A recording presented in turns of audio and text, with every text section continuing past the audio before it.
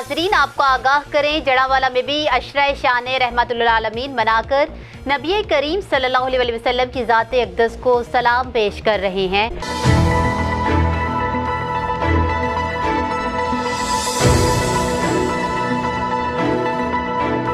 माह रबीउल अव्वल हर मुसलमानों के लिए बाइस रहमत और बाइस सआदत है।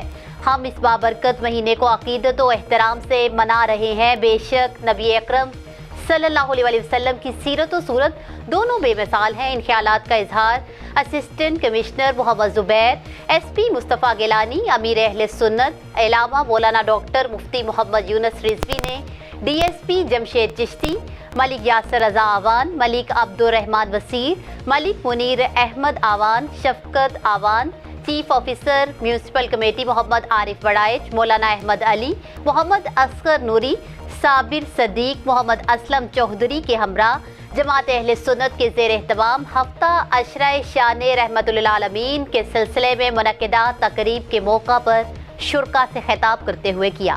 आपको बताएं कि मुकाबले में तकरीब से खिताब करते हुए SP मोहम्मद मुस्तफ़ा गिलानी ने कहा कि नबी अकरम सल्लल्लाहु अलैहि वसल्लम के बताए हुए रास्ते पर चलना और उनसे मोहब्बत हमारे ईमान का हिस्सा है। नबी करीम सल्लल्लाहु अलैहि वसल्लम की तशरीफ़ आवरी से पहले दुनिया समाजी और माशरती बुराइयों में डूबी हुई थी।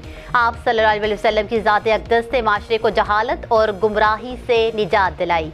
SP मोहम्मद मुस्तफ़ा गिलानी ने मज़ीद कहा कि नबी पाक सल्लल्लाहु अलैहि वसल्लम मोहसिन इंसानियत और हुस्न इखलाक के आला नमूने हैं।